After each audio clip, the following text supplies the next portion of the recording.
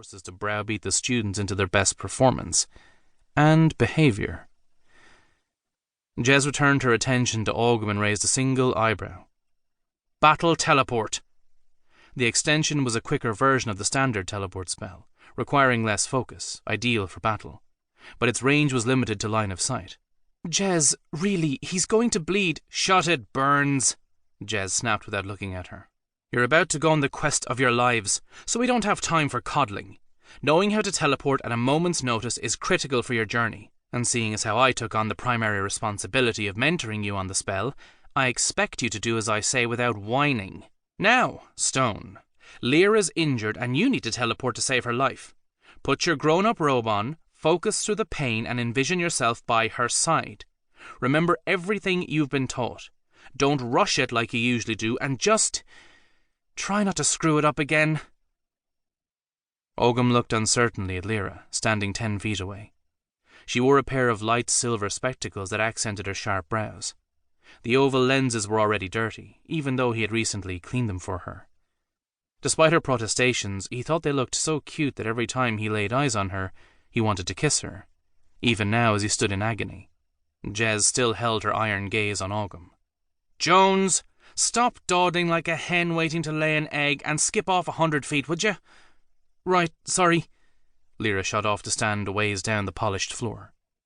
They were in the port trainer, as Lyra called it, for she had started shortening the name of the spell once they'd begun learning it.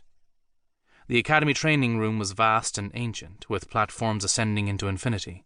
The platforms were spread further apart the higher up they went, so that warlocks had to truly push themselves to achieve success, at the possible cost of a limb or perhaps their life, for countless stories existed of warlocks appearing in mid-air before plummeting to their death. Obstacles were scattered on the platforms, live trees growing in huge pots, tiny houses, chairs, carts, barrels, troughs, and so on. Obstacles one would encounter in the field. And because teleportation required warlocks to have been in the exact spot before, portals connected each platform so they could visit prior to teleporting, satisfying the requirement. Nearby stood Arcaner Dragoons Bridget Burns, Yengo Okeke, and Laudine Cooper, the latter pair having passed their own Arcaner trials recently, an arduous affair that caused much anxiety in those waiting around for them to return, and much celebration when they eventually did. Arcanist Ordred was also there, wearing the customary black Arcanist robe, and his healing skills had oft come into use. I said 100, Jones, not 50, Lyra muttered under her breath and ran further away. Now, hop to it, Stone. Jez grinned at her own pun. Augum closed his eyes and tried his best to concentrate through the throbbing pain. He tried not to think of the wood so seamlessly fusing with his flesh, the searing sensation worming its way into his soul, the acid doubt that had leached its way into his casting ability. You won't have time to meditate in battle, kiddo. Jez rhythmically snapped her fingers to accent her points. It's got to be reflexive and precise, fluid and instinctive. Let's go already, we've got a ball to primp for. Ignoring her, Augum finished the mental exercises that prepared the complicated spell. As always, visions of past failed teleportations broke into his mind like burglars in the night, interrupting his focus. He saw himself upside down in a trough, undergarments exposed as the audience at his manhood ceremony laughed at him. That awful memory was followed by another, escaping the Lord of the Legion's clutches, only to teleport into a wall, smashing his body so violently that he broke half his bones. Impetus peragro, he incanted.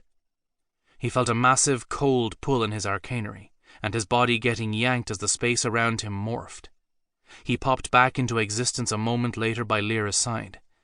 Except this time, his right foot exploded with pain and he stumbled to the floor, as if caught in a bear trap.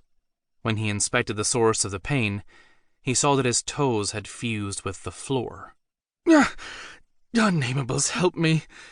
I'm an idiot, he muttered, sitting up and gripping both injured legs.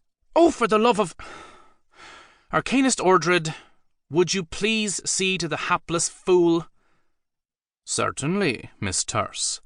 Ordred and his apprentice, Yengo, strode over to Augum. Augum glanced at the grizzly and saw that he was leaving, shaking his head with disappointment. Great. Lyra kneeled beside Augum.